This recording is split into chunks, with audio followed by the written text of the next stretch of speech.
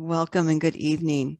I'm Lisa Allen, and I'm coming to you live from Portland, Oregon. This is my second year as a lead facilitator for pets, and I'm excited to be here with you this evening. Like many of you, I've had a long day of work, so I'll keep this as entertaining as I possibly can. I am a member of East Portland Rotary, and I've belonged to that club for 16 years. In fact, my anniversary is next month. I've served as past president, assistant governor, and Rotary is my second family. I'm originally from Michigan, so living in Portland without family, Rotary has become a surrogate family in so many ways for me. So it's really important to me.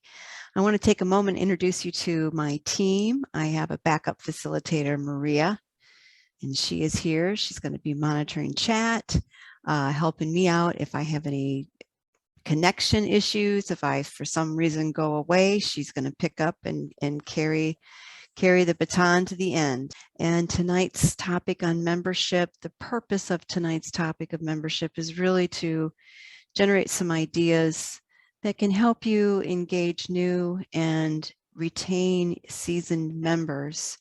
In the sea of competition that we have, you know, it's really easy for people to volunteer, get involved with their community, one and done events that happen on a Saturday, clean up here, maybe going to a food bank. And people can do that. They don't have to pay any dues. They don't have to go through any initiation processes. So with that competition in mind, it's really important for us to develop a compelling story. Sometimes that gets muddled. You know, there's lots of compelling stories out there. So when we're engaging and creating vibrancy, it's really clarifying that purpose. So we'll be giving you some ideas on how you can create vibrancy with clear purpose, because when we have engaged members, there's an expectation that they're going to be interacting with people on a professional basis, personal basis, getting involved with the community, making a positive contribution, working with youth, possibly traveling internationally, working across those different lines, and developing your leadership skills. And so with all of that in mind, we're going to be talking tonight about specifically, the next slide outlines our objectives. We're going to talk about why membership is the foundation for our priorities. It's essential for your club's advancement. We'll look at why a vibrant club culture is vital in the attraction and retention of members. We'll discuss what membership engagement means and why it can provide opportunities for growth. We'll look at how Rotaries become more flexible in regards to membership and meeting options and how we can better serve our members. And finally, we'll look at how Vibrant Clubs influences the brand and the foundation participation. Now, as I mentioned, I've been in Rotary for 16 years. I want to find out how long you've been in Rotary. So let's launch our first poll. You can't see this. You can answer in chat.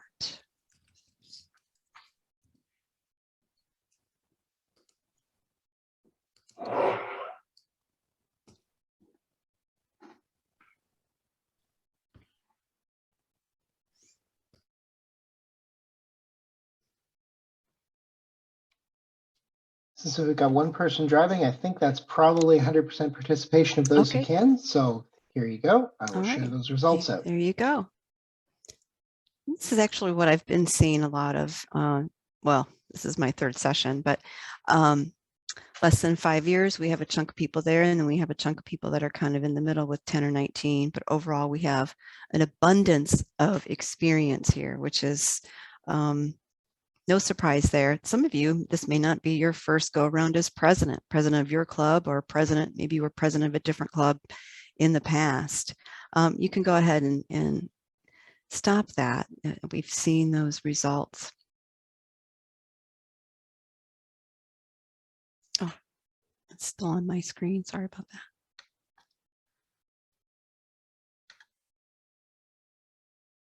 There it goes. Okay, next slide. And so we've all been in Rotary for a long time. This is going to be a little odd because tonight's class is all about me talking and very little time for you to talk. And I apologize for that. This is a instructor-directed session. This may not be your first session in the core courses. Next month, we will be having more facilitated discussion where you'll be brainstorming and sharing more ideas. I will say that what we're going to cover tonight is going to fuel the ideas.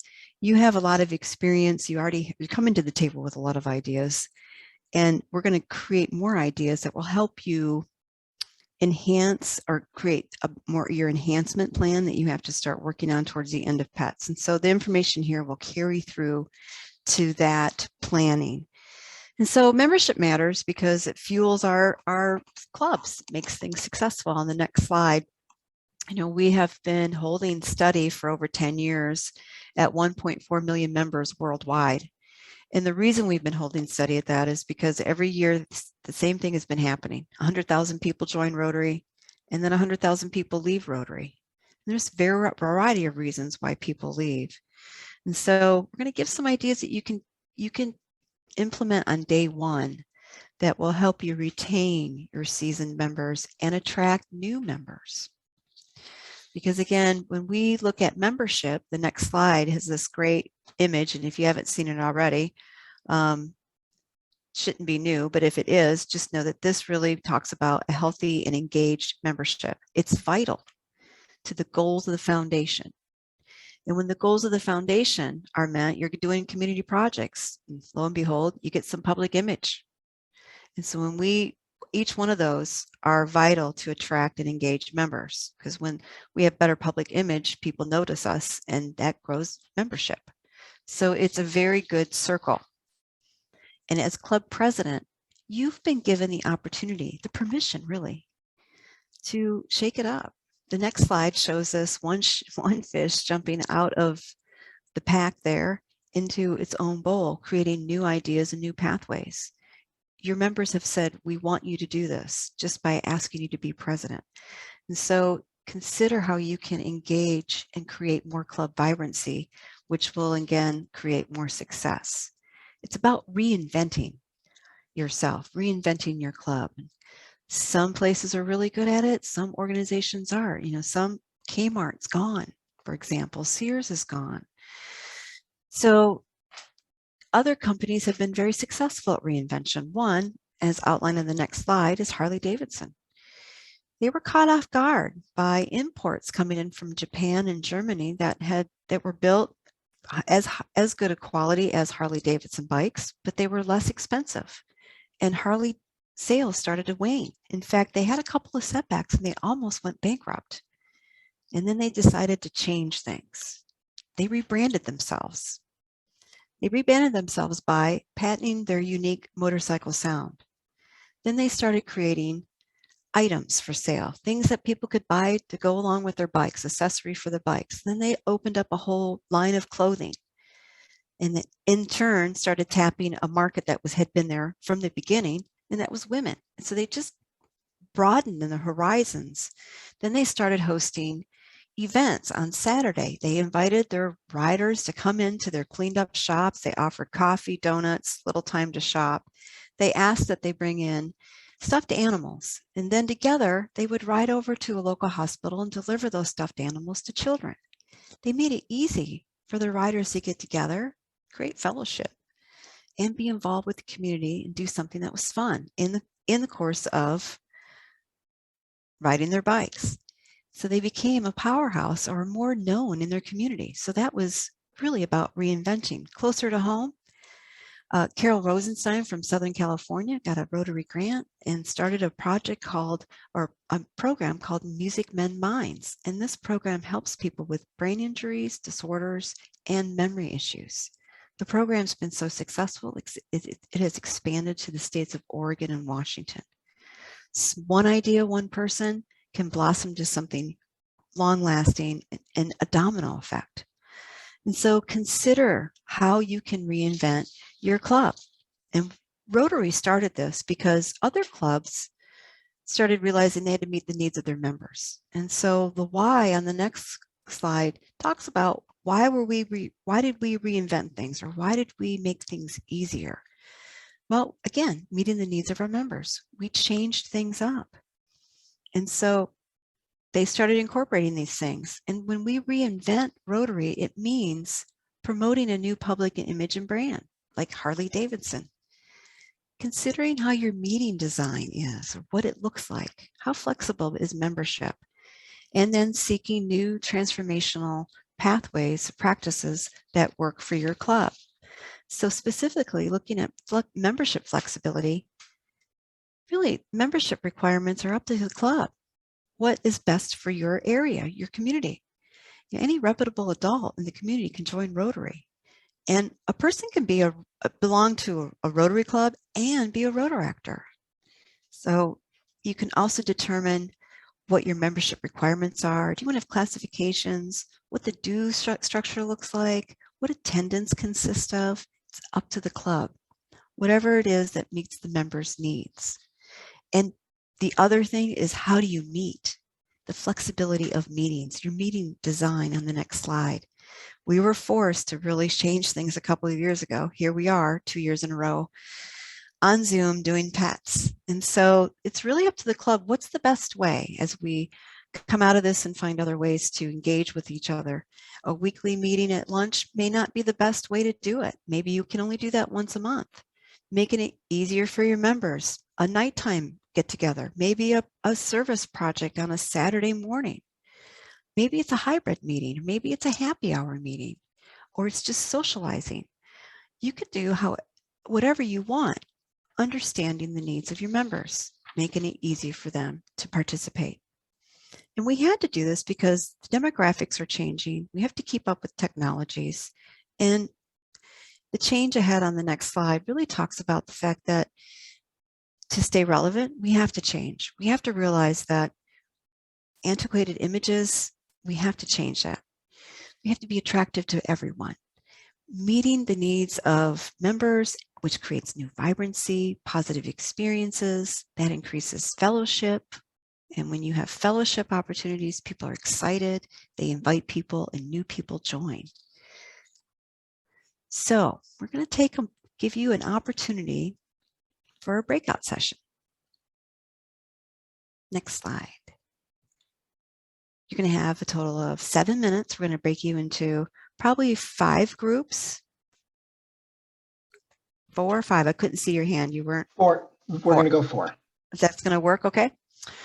Okay. 4 groups. Pick a scribe to keep notes. And on the next slide, I believe this is also will be in chat, are some ideas on how you can create vibrancy. The purpose of this breakout session is to consider some ideas that can engage and create more vibrancy in your club.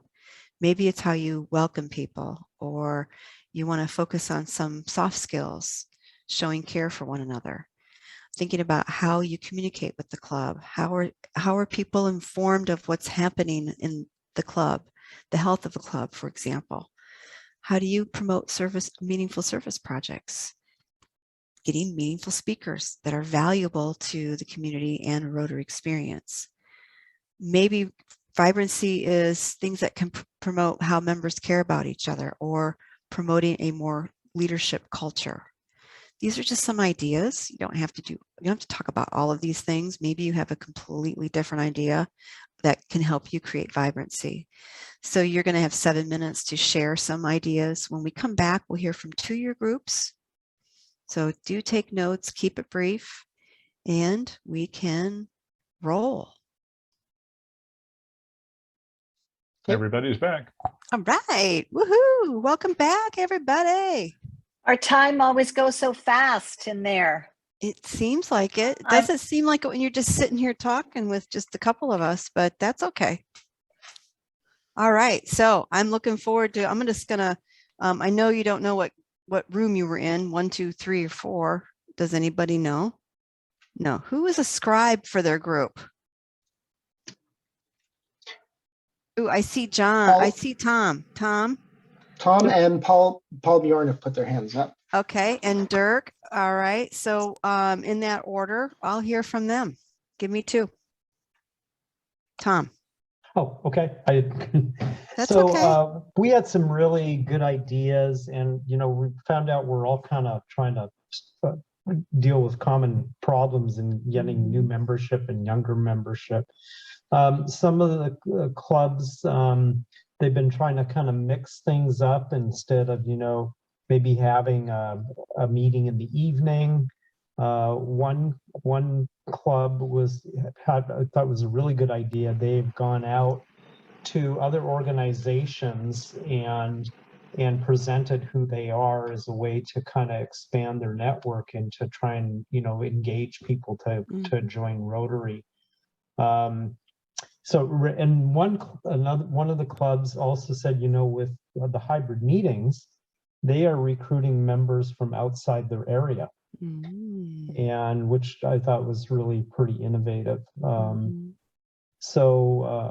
then as far as retention, it was about listening to members' needs and responding to that. And then also in terms of getting new members, realizing that different age groups need different messages, and trying to figure out that message for each kind of target group. Everybody likes to communicate in a different fashion. Yeah. Thank you, Tom. Thank you. Dirk, you've got your hand up. We'll hear from you. So tell us. So one of the presidents, she's current president, next year's president, is planned is to meet with each member. Smaller club, 30 members. Our club is about 90 members. My plan was to meet 15 newer members in the last year and a half that have joined that we haven't got to see much of each other, whether we missed each other at meetings or not. And then Joe Klein had a great one. What they do to mix things up during their meetings is they have a card with a suit. And then when you draw the card, you have to sit, and this just forces people to sit at different tables and not click to the same tables. So they have to sit based on suit, I believe, at some of the different tables, just mix things up. So I did that. Yeah, that's a good idea. Okay, great. Any other ideas, Dirk? No, the only other ideas that I have is maybe not to grow within your club, but look within your community. We have a town nearby of about 8,000 or 10,000. It would probably use use some existing members from other clubs, but really it's like expanding into some of those smaller towns where you could grow the base that way. And then I don't know if Rotary has an online version, but they may need to start looking at online clubs as an option and potential for people. They actually do. It's called they were called e-clubs, but because we've gotten rid of some of those labels, satellite e-clubs, though I know of some areas that still use them to help identify those clubs. So that is an option. So thank you for sharing your ideas. I know there's plenty more out there, and we just don't have the time to hear from all of you. You can share them in chat if you want to, or exchange contact information so you can continue this conversation with the folks that you've met here. But consider who can help you implement these ideas. These ideas are really simple. I know if you have a club of 90, it might be a little challenging for you to personally make a phone call to everybody, of course, but consider some of the ideas and how you can get them implemented, and things that are really basic for you to do. The next slide, actually next couple slides, shows us some resources. Here's something about being a vibrant club. A vibrant club engages its members in service and friendship, and people who have those connections engage and they stay in Rotary. So this is one resource that you can use. The next slide also shows a resource where you can actually go to the Learning Center on My Rotary and find more information about engaging in vibrant clubs. While you're digging around in there, you might find something more about e-clubs, but this one's under My Rotary. The next slide is actually a manual you can download from Google by just searching Be a Vibrant Club. And this can help you develop more strategic plans. It can aid you with that enhancement plan, but this is one of many. We're never short on resources with Rotary. So we're going to talk about, why do we join Rotary? Why do we stay? Your club should be known in the community as folks of action, people who are innovators, they get things done. I mean, who doesn't want to be a part of that? In fact, that's one of the great things about Rotary. The next slide talks about all the different ways we can engage. We can engage with community service projects. We can engage in international service. In Rotary, we can work with youth. We can be involved with club service. Club leadership. Oh, wait, you're doing that right now. Get on the social side of the club with meetings, events, opportunities to build professional relationships. Doing that right now. Professional development opportunities. Oh, wait, that's this. Leadership development. Look at this whole list. There's a whole bunch of things you're doing on here. This is why I joined Rotary. You know, to a Rotary meeting 16 years ago, the next slide, because I wanted to see the speaker. This was back when there were newspapers, and the newspapers listed different events in the business section of the newspaper at that time. And I thought, oh, that speaker sounds interesting. I didn't know anything, not one iota about Rotary. In fact, my idea of Rotary was like Masons. My dad was a Mason, so that's what I thought Rotary was. Not a place that would necessarily be interested in having me as a member. So I go to Rotary, and I'm standing in the lobby of this hotel, and I'm greeted warmly by a member who offered to buy me lunch. And I thought, that's pretty cool. And that's not a standard procedure of the club, but that was just the generosity and the welcomingness of that member. And then John took me over to a table of people in my age group and sat down with me, introduced me to everyone. So we started talking about what we were doing for professions. And I sat in this room with about 60 people, and they were doing youth exchange. They had 2 inbound students. They had 2 outbound students. They were involved with a couple high schools. They were delivering Meals on Wheels. They were traveling internationally together. They were all going to the RI convention in I think it was in Copenhagen that year. And I thought, wow, this is pretty neat. And I ran into somebody at the end of the meeting that I had met at a different event a few months before, and she invited me back. And I was so impressed. I wanted to be a part of this. This was a promise that Rotary made to me, that you join us, you're going to get to do all these great things that we do. Come and join us. Why did you join Rotary?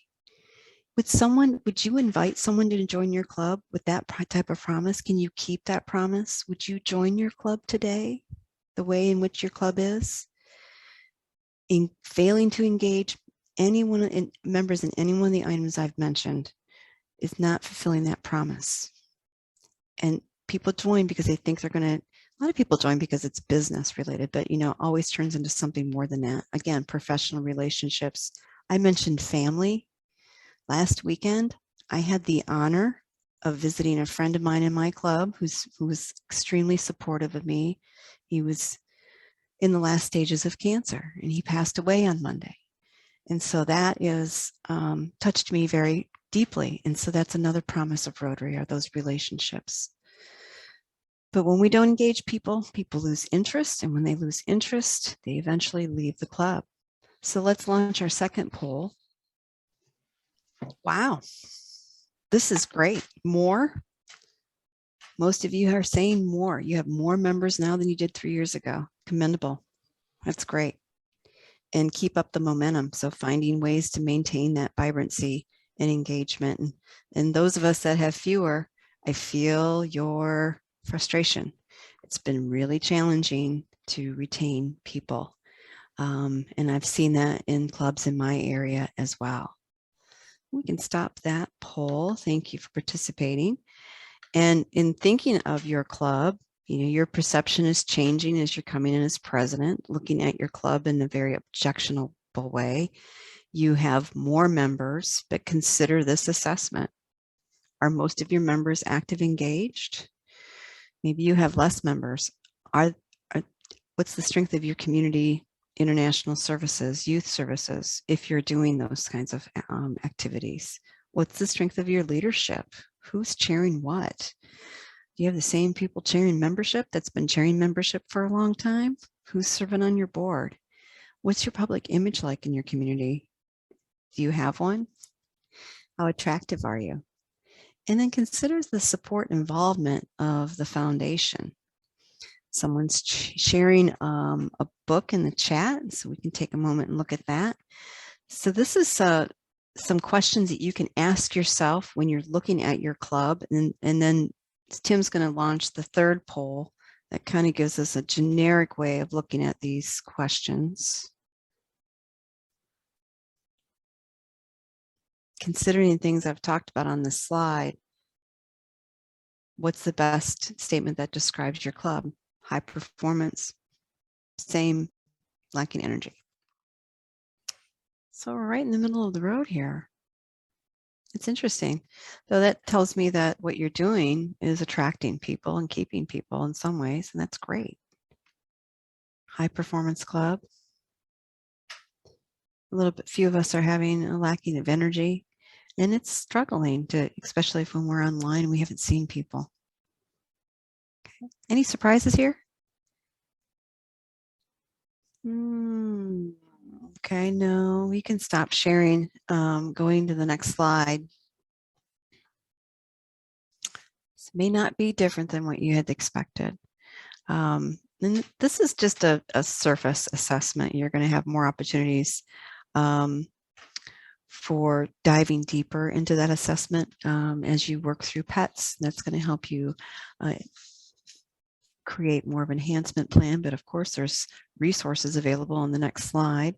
You can again go to Google and look up membership assessment tools, and here is a document that can you can download. You can work through this, ask your board to participate too. It's always good to get feedback and find out what your club looks like. So our next section is talking about building vibrancy. And this is one of the things to create and build vibrancy is making connections. So consider, how can you reach out to your club? You know, we're really good at pulling people in, but keeping people has been a challenge. Obviously, we've maintained the same amount of people over 10 years in worldwide, 1.4 million folks. So think about how you can make connections with your club. What would happen if you found a way to connect with everybody in your club? And maybe because you have a bigger club, you can't. Maybe there's another way that you can reach out to everybody and get your members involved with that challenge, creating a phone tree perhaps. But I can tell you that a phone call from the president or even from the president-elect carries a lot of weight. You know, last year I lost my job. I was laid off at the very beginning of the pandemic. I worked for the same company for 11 years as a trainer, and I was out of work for 16 months and home alone most of that time, looking for work and trying to maintain some sense of normalcy. And I felt disengaged from my club.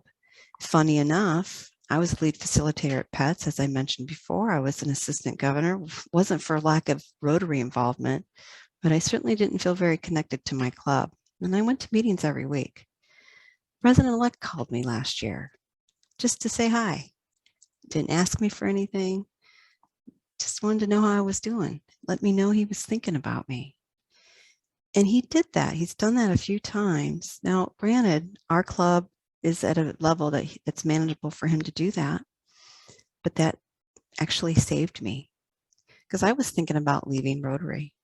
Then I thought, well, maybe I won't leave Rotary. Maybe I'll just find a different club. Maybe I can find a club that makes me feel more excited than the way my club's feeling now. Didn't think anybody cared. And lo and behold, that phone call. And since then, like maybe 2 or 3 phone calls since July, just to say hi. I'm thinking about you. How's it going? Doesn't want anything from me. Doesn't ask me to sign up for anything. Just reaching out. It's very powerful. That connection, that personal connection is really, really powerful. So consider some things that you can do to do that. And when we're really thinking about when we come out of PETS and you've created this as self-assessment and you're creating your strategic plan, remember there are 3 main things on building vibrancy. It's vision, engagement, and flexibility. So specifically vision. What's your club's plan? Where do you see your club going in the future? What do you see your club doing 3-5 years down the road? Consider what your club does really well. Challenge yourself to make things better. So how do you groom people for future leadership? Do you have succession planning, and are you building that leadership so it's not a desperate search to find someone to serve as president in January? Because that can happen if that hasn't happened. Building vibrancy. So how do you engage people? That's about vibrancy. Engaging people, making them feel like they're connected, a part of something that's bigger and better than they are, making them feel important. So how is your club communicating with members? How do you keep everybody informed of the health of the club, the projects, the ideas, what the board's talking about, what happened in a meeting? How are you communicating that to people? Some of you have mentioned, not everybody communicates the same way. You do have to engage in different tools to attract the different generations that we work with. How are relationships built? So are your relationships being built through meetings, projects? How are you creating fellowship and excitement? And are your projects meaningful? Or are you, a lot of you said you're doing some of the same things. Is it difficult to get people involved with some of those projects? Is it pulling teeth? Have you been thinking, oh my gosh, do we have to do this again? Well, you're president. You don't have to do it again. You can come up with something completely different. And so being flexible. Next screen, I love this image here with this pencil, is how do you build your club to suit the needs of its members? That goes back to some of that assessment too. When you start assessing the club, you'll start having more conversations with people, finding out what they need. So bend some rules. Like I said, you might be thinking, gosh, can we do something different? Heck yeah, do something different. You're the president. So create some new rules. Things that can revitalize your club. Shake it up, because that's really what it's about, is become a vibrant club. It directly correlates to the culture of your club. And so consider some things on the next slide. Who is your membership chair? Do you have the right people in the right place? Are you capitalizing on the talent that's in your club? Maybe you want to create something new, like a club culture imagineer. Or I know of a club that created a committee called We Care. And We Care does just that. They send out birthday cards, get well cards. They call people that haven't been able to participate for various reasons. They don't like Zoom. They don't know how to have Zoom or what have you. Maybe they can't drive to certain meetings. They make arrangements to pick someone up to bring them to in-person events. So that's something that a club did because they wanted to make sure that people were more engaged. So when we're a vibrant club, we develop strong relationships. A vibrant club makes sure that all of its members are involved in activities that they're genuinely interested in, that they care about. And a vibrant club coaches new and existing or seasoned members in leading. So again, you can search Google to become a vibrant club, but remember, it's really important to have a good time. We've been breaking down, go to the next slide, Tim. We've been breaking down the silos of membership, foundation, and the brand. Each one is interdependent on the others to be most effective. A robust and engaged membership and a strong brand are necessary to support the foundation. And when the foundation is support, it supports your club's projects, which improve and increase the brand. And when a strong brand is evident, it attracts new members and retains them so they can support the foundation. It goes round and round, just like the rotary wheel. So as a leader of your club, consider your future. And by the way, just because you're president one year doesn't mean your leadership ends at the end of that year. You might realize that some of these projects and ideas are going to need to be carried on, and you may have to continue that to keep things going. But you have been given the permission to increase the vibrancy of your club. A more vibrant club will attract new people and retain existing folks. So what are you going to do starting on day one? How can you create a culture that attracts people? How can you create a culture that engages your current members? They get excited. It reflects their needs and their ideas and your community. How are you going to continue this beyond your year as president? So it's time to think better, bigger, and it's time to think better. Challenge yourself to lead your club. Challenge your club to become more known in the community and be the best it can be. That concludes my time with you this evening. I want to remind you that we're going to keep this call open 10 or 15 minutes. If you want to chat, ask questions, share ideas.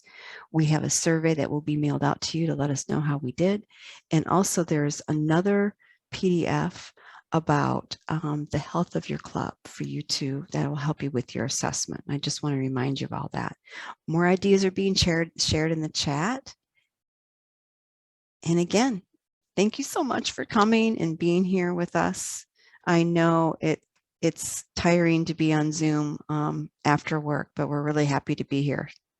Are there any questions or comments we can answer? We have somebody, we don't call it We Care, but she's in charge of fellowship, and she sends out the birthday cards. She makes the phone calls if somebody hasn't attended for a few weeks. Ah, nice.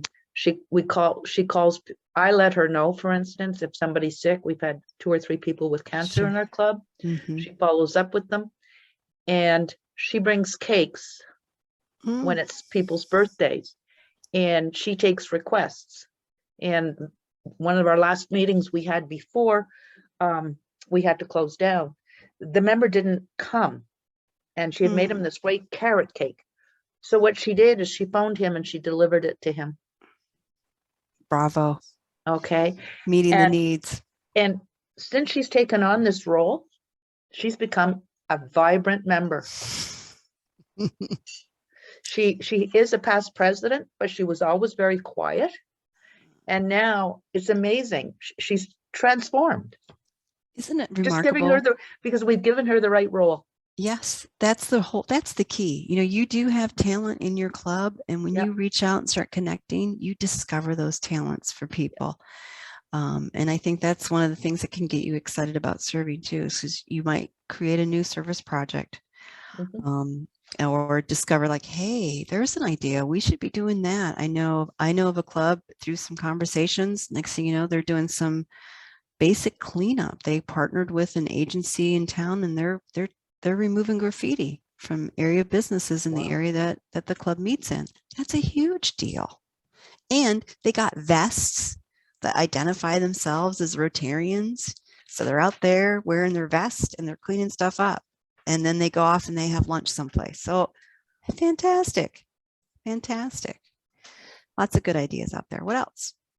So what we did is having a strong, I mean, we worked on something Rotary have, but we make it stronger, is a mentor-mentee program.